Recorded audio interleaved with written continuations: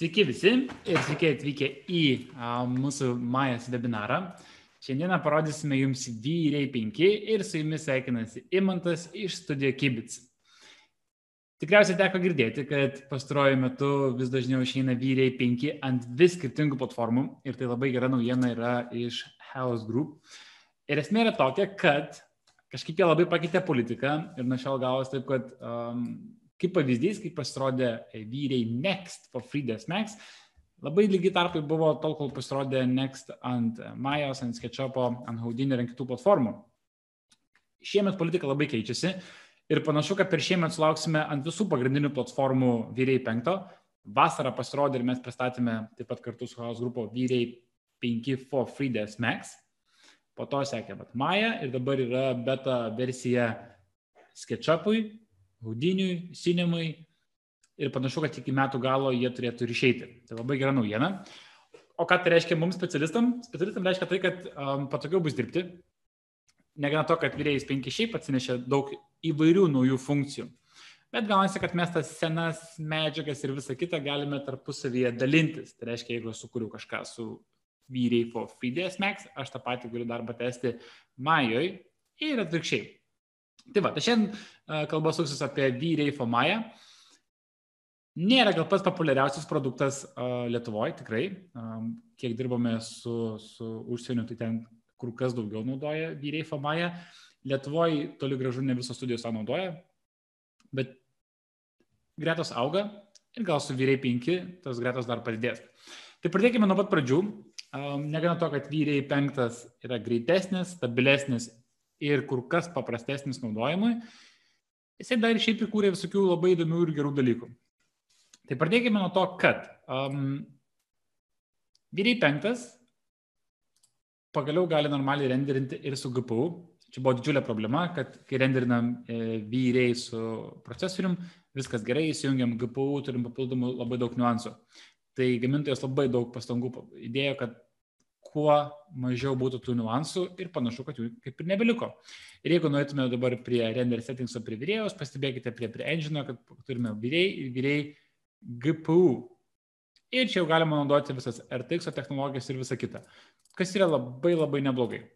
Tai va, tai galima pasirinkti tarp CPU versijos ir GPU versijos ir galite pagaliau išnaudoti, ypatingai jeigu turite labai gerą hardwarą setupą, kaip pavyzdys, tarkim, keletą RTX-ų, tai rezultatas bus kur kas geresnis. Ir kaip minėjau, anksčiau būdavo problema, kad kokybė arba lightingas skiriasi, tai šiuo atveju nebesiskiria. Turime tam tikrus nustatymus skirtus tikrai tik vaizdo plokštei, bet final outputo tas veiklas, kad nesugadina.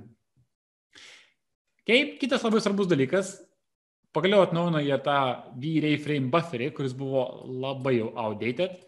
Dar ant 3D Max'o dar šiek tiek jie atnaujindavo, ant kitų produktų tas reikalas buvo tikrai užmirštas. Ir va, naujasis frame bufferis. Čia galima iš karto parodau, yra tie taškiukai, ant kurių galime pasispausti ir gauti pilną vaizdą, kurio mums reikia. Ir tie nauji vaizdai, ko anksčiau nebūdavo, išskyrus gal istoriją. Tai pradėkime nuo istorijos. Atnaujino istorijos tabą, dabar turime History tab, jį padarė patogesnį, jis ir prieš tai buvo pakankamai patogus naudoti, dabar padarė jį vizualiai patrauklesnį ir šiek tiek paprašiau jį naudoti. Tai pirmą, pradėkime nuo to, kad jisai neveikia ir reikėtų jį aktyvuoti. Tai nuėjus į Options V-Ray Frame Buffer Settings, nuėjus į History tabą, mes jį tiesiog įjungiam, nusirodom, kur norėtume jį saugoti. Kaip norėtume saugoti, kad autosave galim padaryti. Ir viskas. Taip, nepaspaudžiu, sekundę. Taip, įjungiam. Taip, kit langelį susitvarkysiu. Nu va. Išsaugom. Taip, ir dabar jau galime pradėti naudoti istoriją. Dabar pirmas paveiksliukas, iš karto šitą paveiksliuką įkroviau ir iš karto pastebėkite, labai patogiai rašo pradinį paveiksliuko informaciją, renderio laikas, rezoliucija, failas, iš kurio buvo renderintas. Failą, čia paminė nebereikalą, History gali kaupti ne tik iš esamų projektų arba scenos, jis gali kaupti apskritai visus, tai reiškia atsidarius kitą sceną, aš galėčiau gauti iš kito failo renderius. Taip. Ir jeigu mes kažką pakeistume, kažką labai, labai paprasto, kaip pavyzdys, taip, galime tiesiog šiek tiek pakeisti, kaip pavyzdys, DOM lightą, šiek tiek intensity pakelsime ir pasispaudžiam vėl, kad jis renderintų, grįžta į frame bufferį, pasispaudžiu render.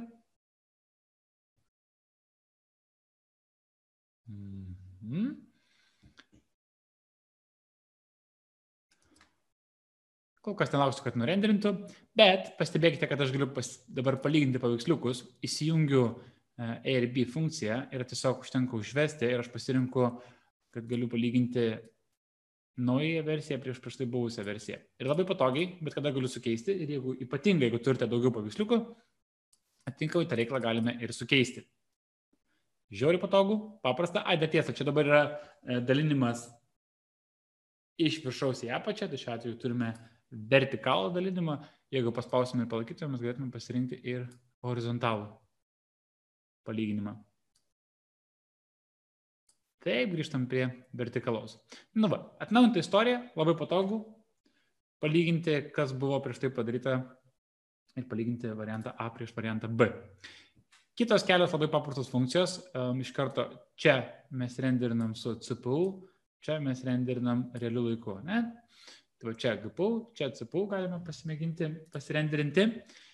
Kitas labai neblogas dalykas, šitas mes galime sumažinti raišką, tai rezoliuciją, net nenuėjus prie settingsų. Dabar pagalbėjai, jeigu jūs darote kažkokį draft renderį, nuėjus prie render settingsų, pasižiūrime savo rezoliuciją, pavyzdžiui, čia mūsų yra dabartinė rezoliucija. Tai aš galiu paspausti ant šitos funkcijos 50% ir tai reiškia, kad rezoliucija bus 50% mažesnė, tai šiuo atveju bus per pusę mažesnė ir jums tiesiog nieko nereikia daryti. Turiu, kad nereikia grįžti prie settingsus, tiesiog norite renderinti draftą ir pasižiūrėti, kaip atrodytų ant mažo paveiksliuko. Ir atitinkamai galiu paspausti ir jūs galite pasirinkti, kokius norite settingsus. Ir pastebėkite, turime, jeigu šitą funkciją būsim išjungę, bus 100%, dėl to sąraše 100% ir nėra. Ir atitinkamai mes galim pasirinkti, kad tarkim 150%, tai reiškia 2 kartų didesnis paveiksliukas negu mūsų originaliai nurodyta rezoliucija. Paprastas dalykas, bet labai labai naudingas. Taip, žiūrėjom toliau. Dešiniai pusėje atsirado toksai dalykas kaip leiriai ir statusas. Dabar statusas, pradėkime nuo šito. Čia tiesiog galite pasižiūrėti labai svarbią informaciją. Čia gal pavadinkim labiau yra toks techninis momentas. Artistai paprastai nelabai mėgsta tokius dalykus veltis, bet ypatingai tie, kas atsakingi yra už techninę dalį, tai labai svarbu yra pasižiūrėti, koks yra jūsų, kaip sakant, kokios yra jūsų galimybės šiuo atveju, kas yra skaičiuojama, kur paskirstimo visas kompo galimybės. Dabar prie leirių, ilgai lauktas dalykas, galbūt ir girdėjote arba girdėjote iš mūsų prie tų webinarų, kad dabar galime pasidaryti tam tikrą postprodukciją čia. Anksčiau Chaos Group turėjo tokį playerį, į kurį buvo galima sumesti savo renderius ir ten pasidaryti kažkokią minimalią postprodukciją, kas nebuvo labai patogu. Tai dauguma nusistovėjo, kas, tarkim, daro ArcVizus, tai nusistovėjo, kad postprodukcija, net ir švelnios korekcijas eina tik tai su Photoshopu. Tuo tarpu tie, kas dirba su Maya ir dirba labiau prie VFX-ų, prie kinų ir panašiai, tai atitinkamai naudodavo Nuke, Afterius, DaVinci ir panašiai, kad pasidaryti color gradinimą. Faktas, šitie įrankiai negali konkuruoti su pilnai dedikuotais produktus, kaip pavyzdys, kaip su Nuke, bet jūs galite tam tikrus dalykus tikrai čia vietoj pasišlifuoti arba bent jau pasižiūrėti, kaip atrodytų kas nors, net kad nereikėtų iš naujo jums perindinėti. Ne?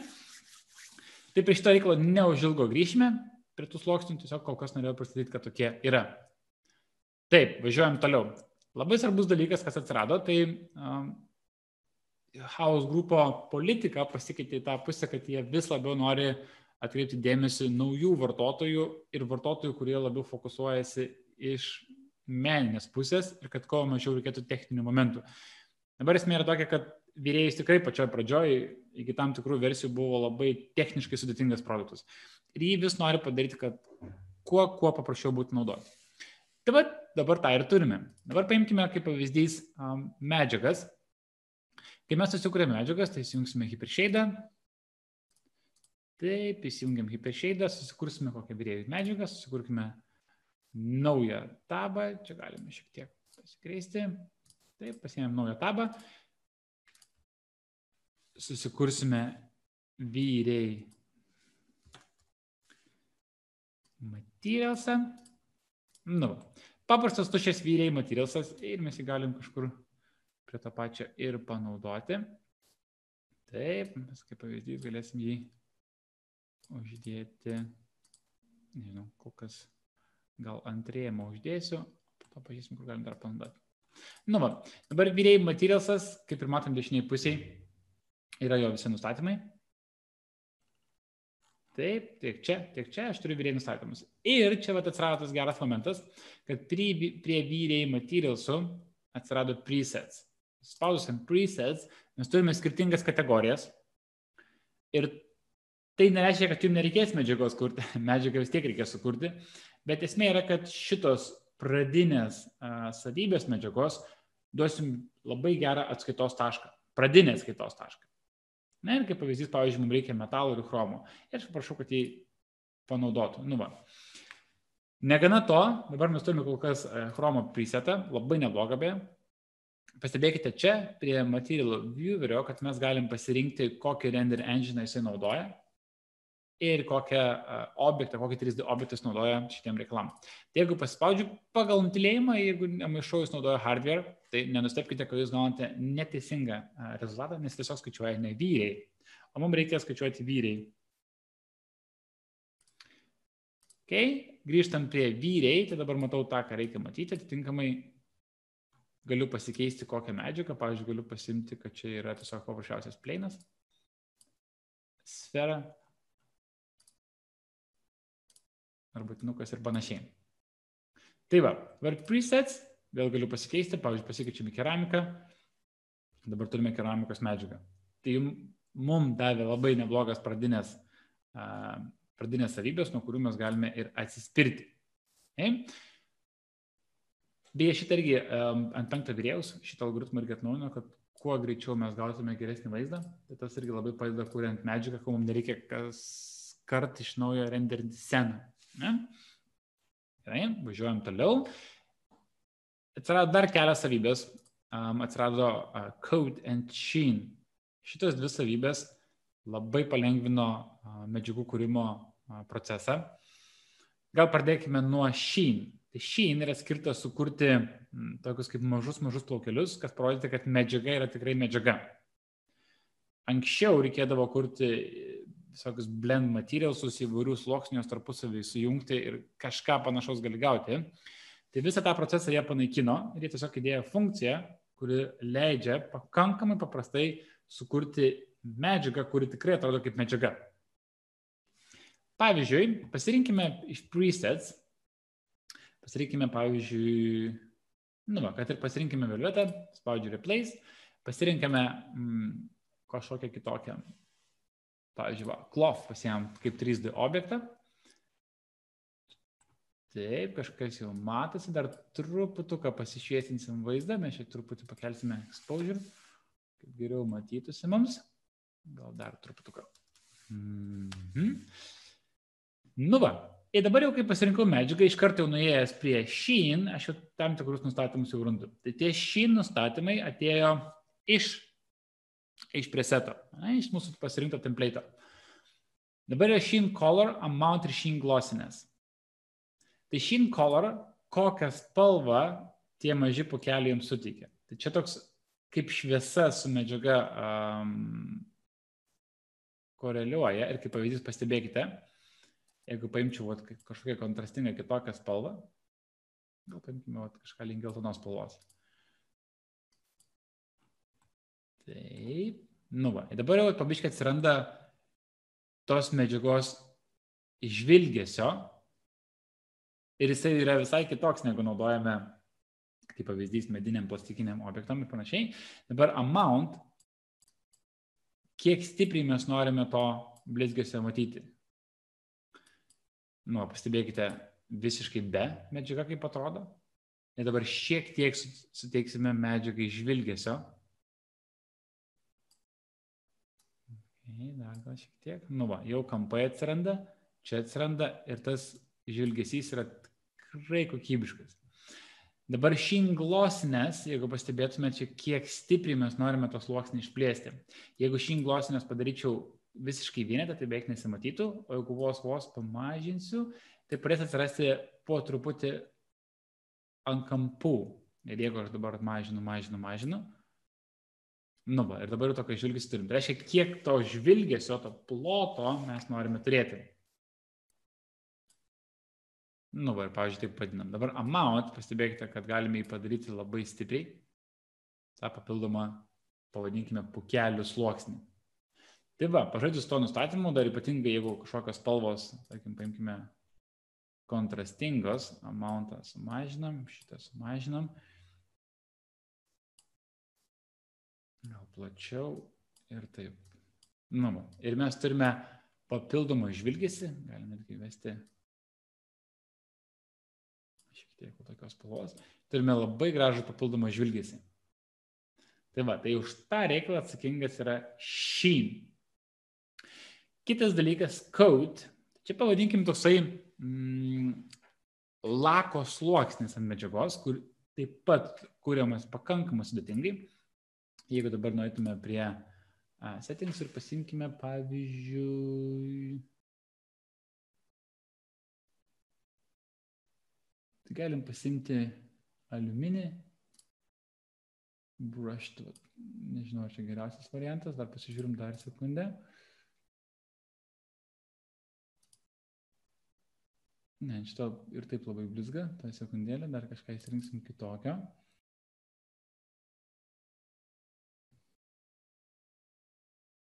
Galim pasirinkti, kad ir keramiką.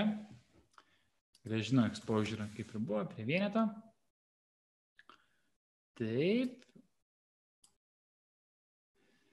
Tai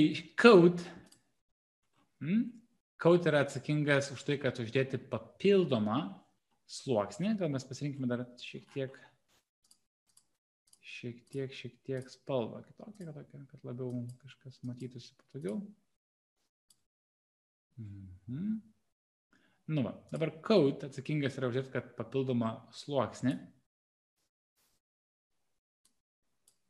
Ir reguliuojant coat amount, jisai tampa vis labiau, pavadinkime, nulakuotas. Nu va, pavyzdžiui, šitaip medžiaga atrodo, šiuo atveju mūsų keramika.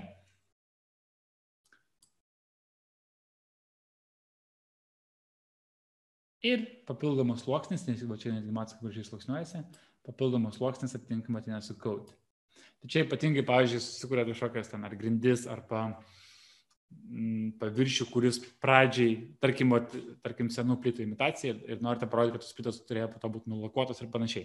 Tas papildomas, pavadinkime, lako sluoksnis, štai atsakingas coat, anksčiau būdavo pakankamai daug reikalų tokį sukurti. Dabar, kaip pastebėsite, tiesiog atskiri parametrai numatyti tik tai šitam reikalui. Tai va šitie du pagrindiniai prie materialsų dalykai. Tai čia būtų dar kartelį Sheen skirtas medžiagom, kur norite parodyti, kad medžiaga turi tam tikras pūkelius, dulkeles ir panašiai. Coat papildomas lako sluoksnis. Vyriai algoritmas leidžia iš karto čia matyti, kas vyksta su jūsų medžiagom, plus pasikeičiam template'ą ir bendroji sumoji. Va dar tiesa, dar labai svarbus dalykas, kaip ir minėjau, presetai. Tai labai daug ką keičiantis dalykas, kad jūs galite pasimti gerą atskaitos tašką medžiagai. Taip. Važiuojam toliau. Taip, beje, visą webinaro metu, kaip ir visą laiką, taisyklės pas mus niekada nesikeičia. Jeigu turite klausimų, klauskite ir klausimą bus iš karto atsakyti, o jeigu klausimas bus koks sudėtingesnis, kuriam reikia daugiau laiko pasiruošti, tai mes būtinai atsakysime jį ir po webinaro. Šiandien toliau. Atnaujino proxius, tai dabar proxiai šiek tiek protingesni ir proxiai greičiau užsilaudinamai. Čia toks gal skirtumas, pavadinkime, nuo 3ds Max'o su proxiais. Gaunasi, kad kai mes proxius sukelinėjame į Maya, tai jūs tuo metu galite toliau kaip nieko dirbti ir proxy kuo puikiausiai po truputį background'e bus užlaudinti. Plus mes turime tokį dalyką dabar, kad proxy, kad ir kokią struktūrą jūsų objektai turėjo, tai jūsų objektų struktūra išliks tokia, kokia buvo su visa hierarchija. Taip, dabar grįžtam prie, taip, kad nieko nepraleisti. Toks irgi paprastas, bet geras dalykas ant V5, ant visų V5 atsirado, kad mes galime materialsus pasiversti. Tai reiškia, jeigu jūs turite sceną ir jūsų scena buvo padaryta su kitu render engine'u, tai buvo Arnoldas, Redshiftas, Mental Rays ir panašiai, mes galim pasirinkti, kad tam tikras medžiagas mes galime jos pakonvertuoti. Kol kas mes tokių neturime čia, bet pasikonvertuoti labai neblogas dalykas. Ir jisai, beje, nustatymus taip pat, kai jūs atsidarysite sceną su V5, o prieš tai naudojate, kaip pavyzdys, V-Ray Next, tai jisai bet tokia atveju paklaus, gal norite naudoti V-Ray 5 algoritmus, ką reikėtų pagal nutylėjimą ir sutikti. Dabar dėl render elements grįžtų prie frame bufferio. Tai dešiniai pusiai, taip, gal pasidarysim paveiksliuką, kad 75%, truputį nusirenderinsim ir panagrinėsime, ką galim padaryti su layeriais. Tai pirmas dalykas, kad į šitos layerius nuo šiol galime dėti ir render elementus ir su jais ir juos paruošti tiek postprodukcijai, tiek pasikoreguoti čia vietoje. Taip, ir jeigu kaip pavyzdys, nueinu prie render settingsų, prie render elements ir turime tokį naują gerą dalyką, kuris vadinasi light mix. Taip, mūsų light mix. Ir įsikėlė šitą light mix, add. Ir dabar mes galime kiekvieną šviesą gauti atskirai. Tai yra atskiram sluoksnį ir jas koreguoti realiu laiku. Ir čia net ne visą dar informaciją, kaip sakant, ką jis dar gali padaryti. Čia pastebėkite, kai jis prie light mixo, jis leidžia pasirinkti, kam norime pritaikyti, pavyzdžiui, grouped by individual lights. Tai jis tiesiog sugaudys visas jūsų šviesas scenoje. Kol kas paliekam kaip yra, grįžtų prie frame bufferio, pasispaudžiam, kad jisai truputį paskaičiuotų, duosim jam sekundę paskaičiuoti. Šiek tiek pasididinsim.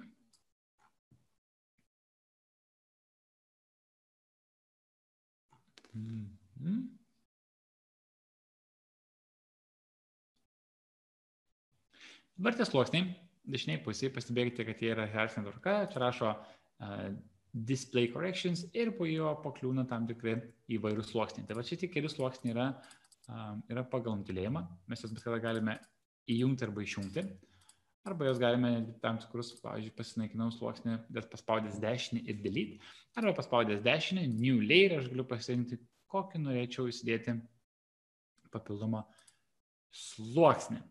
Na, čia pas mus jau truputį nusirenderino, sustabdau renderį, paspaudžiu escape. Dabar pasispaudus ant pačio paskutinio elemento iš sluoksnio, pasispaudus ant šito, jums leidžia pasirinkti kelias opcijas. Pasispaudus ant šito, leidžia pasirinkti properties, ir čia rašo šiuo atveju RGB, Light Mix ir Composite. RGB, kaip ir sako, tiesiog jūsų paveiksliukas su papildomais sluoksniais. Dabar Light Mixas, kadangi mes naudojame naują render elementą, mes įdėjom Light Mixą, jisai sugaudė mums visas šviesas, kurias mes naudojame šitoje scenoje. Ir va čia ta geroji dalis ir yra, kad mes dabar jau, jisai mums išskyrė visas apšvietimo šaltinius ir mes, kaip pastebėkite, turime prieimą prie šitų šviesų intensyvumo ir netgi prie spalvų pakeitimo. Jeigu aš, pavyzdžiui, dabar paimu visas išjungiu, tiekam gaunas, kad šitoje scenoje apšvietimo apskritai nebėra. Dabar galim po vieną, po truputį, pavyzdžiui, pasižiūrim, kas čia yra. Nu, va, pavyzdžiui, yra environment lightas. Yra foninis apšvietimas, kurį aš galiu pasikoreguoti.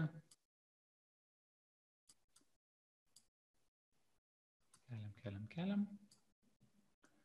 Ir atitinkamai aš galiu jį aktyvuoti. Dabar pastebėkite, kai aš keliu į viršų, jisai perskaičiuoja ir papildomus sluoksnius. Ir dabar pažiūrėkite, turi tokį papildomą efektą. Ir čia yra lens efektas sluoksnis, papildomas. Tai reiškia, mes pačiam vyriai papildomai dėl šito efekto nieko nedarėm. Tiesiog yra paprasta šviesa. Bet kadangi yra įjungtas lens efektas, mes galime jį pasikoreguoti jo intensyvumą, jo dydį. Taip, ir atitinkamai mes turime jo šviesumą.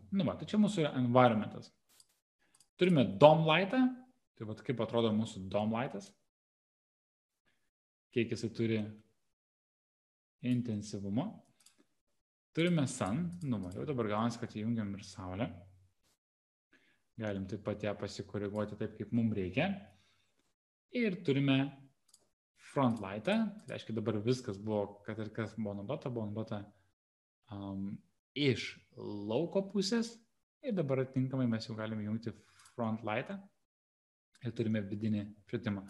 Čia turėkite omeny, čia labai geras dalykas yra. Tai reiškia, jeigu jūs turite netgi papildomų visokių elementų, tai pavyzdžiui, čia turėtume kažkokią apšvietimo šaltinį, čia dar kas nors būtų, reiškia, kiekvieno apšvietimo šaltinio turite prieimą ir po to galite keisti jį individualiai.